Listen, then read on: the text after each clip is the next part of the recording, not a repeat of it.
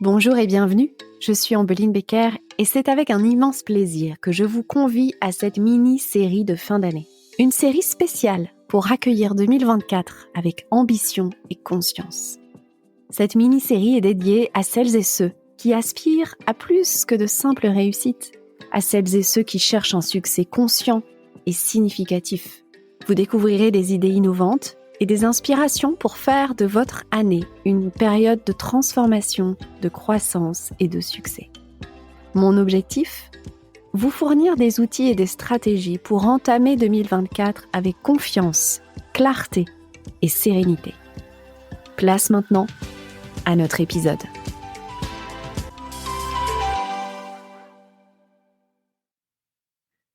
Et si ensemble, nous faisions de cette année 2024 une année d'accomplissement, de réussite et de succès aligné et conscient. Bienvenue dans ce nouvel épisode. Aujourd'hui, j'aimerais vous transmettre peut-être de nouvelles perceptions, vous guider aussi pour vous permettre de préparer cette année 2024, de vous accomplir, de vivre un succès en conscience, de passer au prochain niveau d'évolution, de croissance, prochain palier financier, mais pour cela de passer au prochain niveau de foi et de leadership. Je vais aborder 4 grandes thématiques, dont certaines que nous avons déjà un petit peu abordées dans les épisodes précédents. La toute première thématique, c'est la notion de réussite. Mais au-delà de la notion de réussite, c'est la notion de vos critères de réussite. Bien souvent, quand on arrive à un palier, quand on a atteint un certain plafond dans notre évolution, dans notre chemin, dans notre croissance ou dans notre entreprise, c'est qu'on a besoin de redéfinir la réussite, la notion de réussite. Et pour cela, on a besoin d'aller observer quels sont les critères de réussite. Qu'est-ce qui fait que nous, on croit que l'autre réussit? Donc pour vous aider, simplement, pensez à 1, 2 ou 3 personnes qui, d'après vous, réussissent.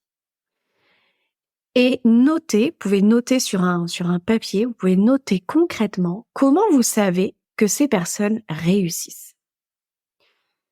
Quels sont les indicateurs qui vous montrent que ces personnes réussissent? Faire cet exercice va vraiment vous aider à voir quels sont vos critères et peut-être même à vous rendre compte que certains critères sont devenus obsolètes pour vous. Parce que ce que vous jugiez réussite ou critère de réussite il y a un certain temps, ou même quand vous avez créé votre entreprise, ne sont peut-être plus les mêmes critères aujourd'hui. Peut-être même que vous aviez encore ces critères cette année, mais que pour 2024, vous allez avoir envie de renouveler vos critères de réussite. Donc, une fois que vous aurez noté ces critères de réussite, vous allez vous poser la question pour vous et cocher les critères que vous avez déjà accomplis et mettre à jour les critères que vous choisissez d'accomplir dans cette nouvelle année ou dans les prochaines années. Ça, c'était la première thématique. La deuxième thématique, ce sont vos intentions. Alors, dans les épisodes précédents, on a parlé de vous autoriser une année 2024 sans bonne résolution, de ne pas faire une liste de 15 objectifs, mais d'avoir une seule intention pour votre année qui est reliée à votre pourquoi, et d'avoir l'audace de ramener votre vision à 10 ou 20 ans, ici et maintenant, et décider de la réaliser en 2024. Donc c'est la deuxième thématique que je vous propose pour faire de 2024 une année de succès aligné, conscient et d'accomplissement.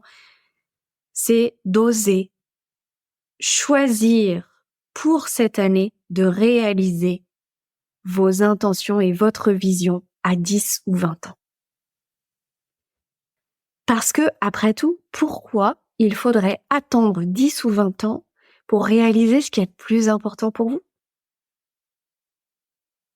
Quelle serait une raison de ne pas ramener ça maintenant?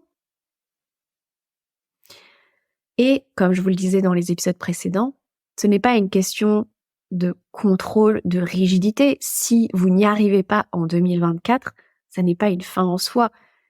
Mais vous mettez-vous en route, engagez-vous à réaliser ce qui est important pour vous, à réaliser vos hautes aspirations maintenant. Et cessez de reporter bien au-delà du temps sur lequel vous avez de la visibilité. Troisième thématique, pour faire de cette année 2024 une année de succès aligné, de réussite consciente et d'accomplissement, c'est de prendre conscience que à partir du moment où vous allez poser vos intentions, à partir du moment où vous allez décider de réaliser vos aspirations, quelles qu'elles soient, vous allez activer votre syndrome d'imposteur. Ce syndrome d'imposteur est une excellente nouvelle quand il pointe le bout de son nez. Parce qu'il veut dire que vous êtes déjà en train de manifester l'opposé de ce que vous désirez. Et donc, si vous avez écouté notamment l'épisode sur le pourquoi, vous avez compris maintenant que manifester l'opposé de ce qu'on désire, c'est déjà manifester ce qu'on désire, puisque ce qu'on désire ou son opposé, ce sont les deux faces d'une même médaille. Et qu'on manifeste toujours en premier l'opposé de ce qu'on désire.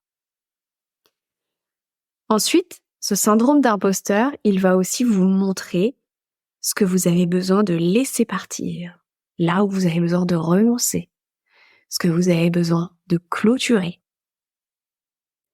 ce qui est obsolète. Alors, ça ne sera pas forcément vécu comme un syndrome d'imposteur. Récemment, j'ai une cliente qui avait posé ses intentions pour l'année à venir et qui, quelque temps après, me dit « Oh là là, c'est la panique, j'ai mon plus gros client qui vient de m'annoncer que pour l'instant, il met une pause à notre collaboration. » Et je lui ai rappelé l'intention qu'elle avait posée. Et je lui ai dit, tu sais, quand on fait une déclaration comme ça à la vie et à l'univers ou au divin, c'est pas anodin. Il se passe toujours des choses derrière. Donc, quand vous manifestez un événement qui vous semble pareil, à l'opposé de ce que vous désirez, soyez assurés, ayez la certitude que ça va forcément dans le sens de ce que vous désirez, de ce que vous avez décidé. Même si ça vous semble un petit peu alambiqué ou bizarre. Et ensuite, ce syndrome d'imposteur, il va aussi, ou vos peurs, vont aussi vous montrer le besoin de faire de la place en vous et au sein de votre environnement. Ok, je vous rappelle les niveaux logiques. On a besoin de monter dans la pyramide des niveaux logiques jusqu'au niveau des valeurs, de l'identité, de la vision, pour après redescendre tout en bas jusqu'au niveau des ressources, des actions et de notre environnement. Concrètement, le comment, le quoi et le où. Donc, ce syndrome d'imposteur, s'il pointe le bout de son nez, c'est qu'il vous montre aussi là où vous avez besoin de vous transformer, de vous libérer, de faire de l'espace en vous, dans vos paradigmes, dans votre mindset, dans vos fonctionnements, dans vos habitudes, mais aussi dans votre environnement. Votre environnement, c'est bien évidemment les lieux dans lesquels vous êtes, mais ce sont aussi vos relations, aussi bien personnelles que professionnelles. C'est aussi l'environnement de votre entreprise. Donc ça, c'est pour la thématique de l'imposteur. Et enfin, la quatrième thématique, et pas des moindres, c'est votre leadership. Pour faire de 2024 une année de succès aligné, de réussite consciente et d'accomplissement, vous avez besoin de passer au prochain niveau de leadership.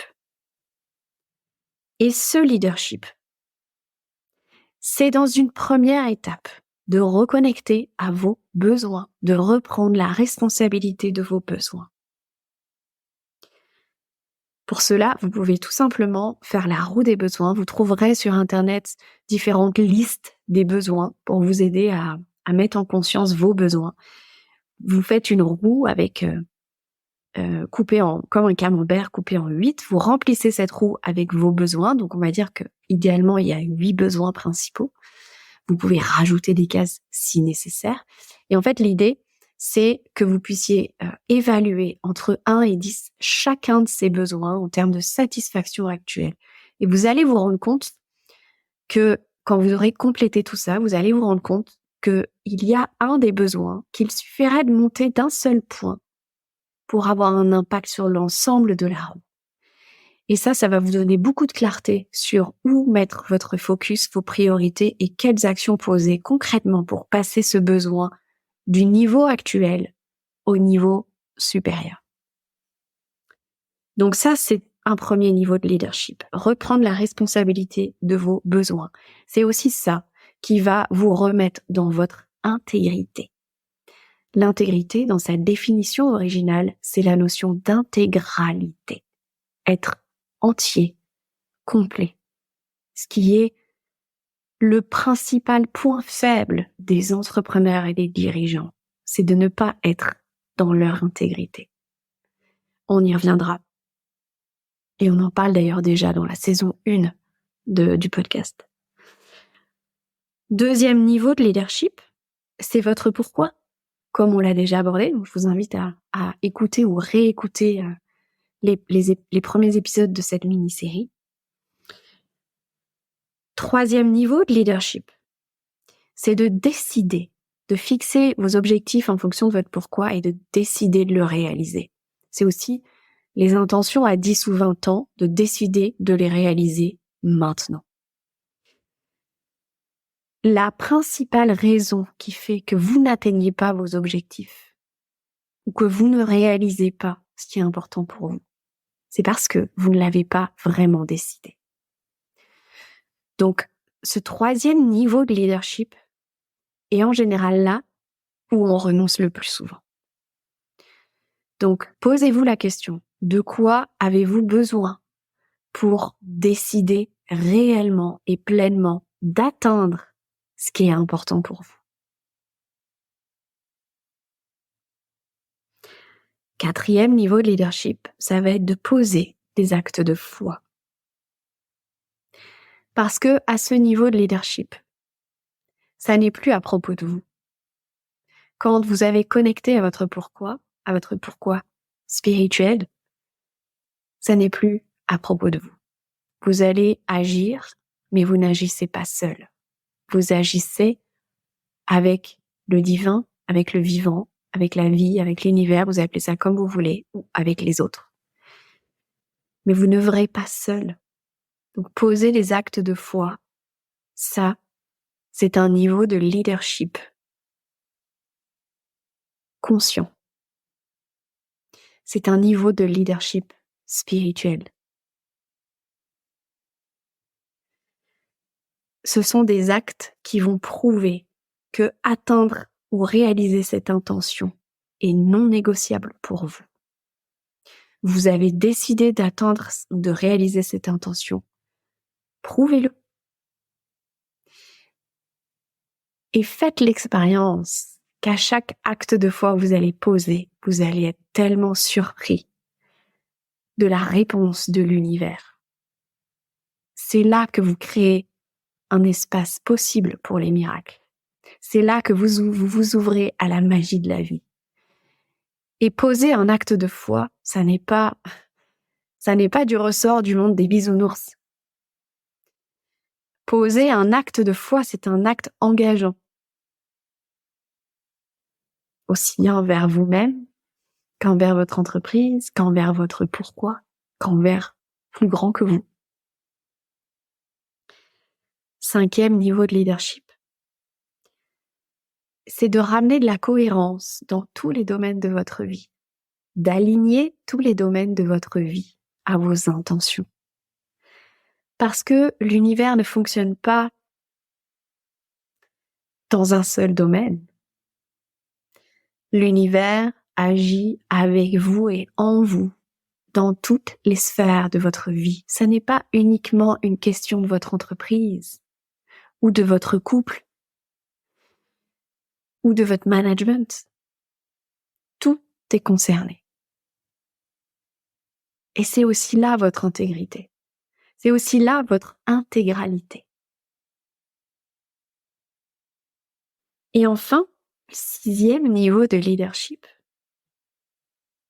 c'est de recevoir.